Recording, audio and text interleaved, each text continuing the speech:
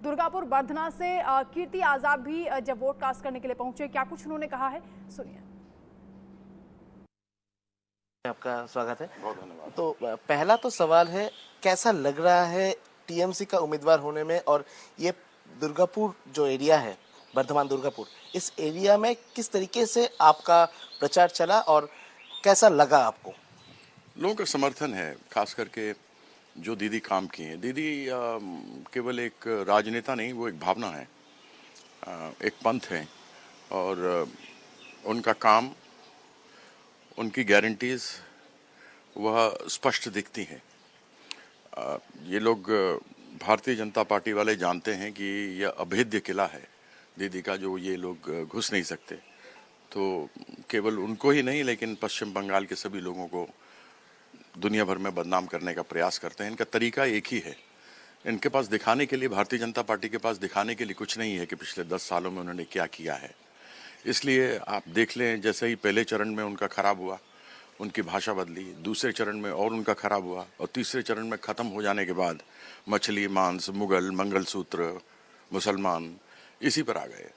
तो इससे उनकी जो भड़ास है वह स्पष्ट दिखती है। संदेश खली में भी उन्होंने बदनाम करने का प्रयास किया। वो महिलाएं बाहर आईं और उन्होंने कहा कि ज़बरदस्ती उनसे सादे कागज़ पे लिखवाया गया, 2-2 हज़ार रुपये दिए गए।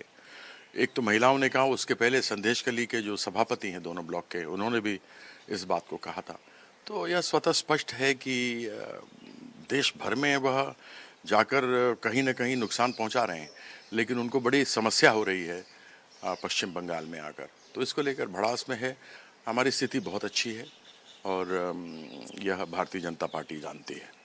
पिछले 2 महीने से लगातार ये बर्धमान दुर्गापुर जो एरिया है, इस एरिया में आप घूमे, प्रचार किए, तो कौन से जगह में आपका टीएमसी का लो फॉल्स दिखा और कौन से जगह में पॉजिटिव साइड दिखा? पॉजिटिव तो हमको सब जगह दिखा, ऐसा कहीं भी नहीं दिखा कि पॉजिटिव ना हो। जो पहले हमारा दुर्गापुर का पूर्व और पश्चिम का समस्या था, उसको हमने बहुत मेकअप कर लिया है।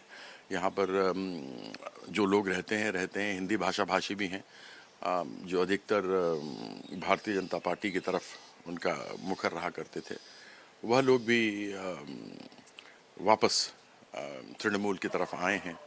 और मुझे पूरा विश्वास है कि हम दुर्गापुर के दोनों सीटों पर, और 5 सीटों पर तो हम जीते ही थे। गलसी में थोड़ा गड़बड़ था, लेकिन इस बार गलसी से भी हम लीड करेंगे। तो ये जो जगह, ये दुर्गापुर जो सीट, ये सीट में तो पहले बीजेपी का जो एक राज कहा जाता था, तो आप अभी का सिचुएशन क्या है? अभी आपको क्या लग रहा है? कि हमारे जो आदरणीय मंत्री हैं और विधायक हैं पूर्वों के, दुर्गापुर पूर्वों के, उन्होंने बहुत मेहनत की, जीते भी थे, विधायक हैं, और उन्होंने दोनों क्षेत्रों में, पूर्व और पश्चिम में, दोनों में बहुत काम किया है जो दिखता है। साथ में जो केंद्र सरकार की समस्याएं थी यहाँ पर रहने वाले लोगों की, वह आलूवालिया साहब कह के गए थे कि जब बुलडोज़र आएगा तो मैं सामने खड़ा हूँगा, लेकिन 5 साल दिखाई नहीं दिए। और आप देखिए, बड़ी अजीब सी विडंबना है कि ये म्यूज़िकल चेयर्स चलता रहता है इनके बीच में। यहाँ से पहले दार्जिलिंग से आए आलूवालिया साहब, एक टर्म करके, दूसरे टर्म में बर्धमान दुर्गापुर में आए। यहाँ से फिर वो चले गए आसनसोल, आसनसोल से अग्निमित्र पॉल चले गए मेदिनापुर, और मेदिनापुर से महिषासुर आ गए यहाँ, दिलीप घोष आ गए यहाँ। तो ये क्यों बदल रहे हैं? इससे स्वतः स्पष्ट है कि इन्होंने कोई काम नहीं किया है। एकदम। कीर्ति आजाद जी के साथ हम लोगों का बातचीत हो रहा था। वो कॉन्फिडेंट है कि इस बार बर्धमान दुर्गापुर जो लोकसभा सीट है, सिर्फ बर्धमान दुर्गापुर सीट नहीं, इसके साथ साथ ही पश्चिम बंगाल में 35 के ऊपर सीट टीएमसी को मिलने वाला है, और बीजेपी जो उम्मीद कर रहा है वो उम्मीद फुलफिल नहीं होगा, ऐसा उम्मीद है कीर्ति आजाद का। कैमरा पर्सन अमित धनुक के साथ Raunik Datto, India News, Bardhaman. TMC candidate Kirti Azad को आपने सुना। 4 जून तक ये दावे इसी तरीके से होते रहेंगे, लेकिन तय करेगी जनता किसको जिताना है, किसको हराना है।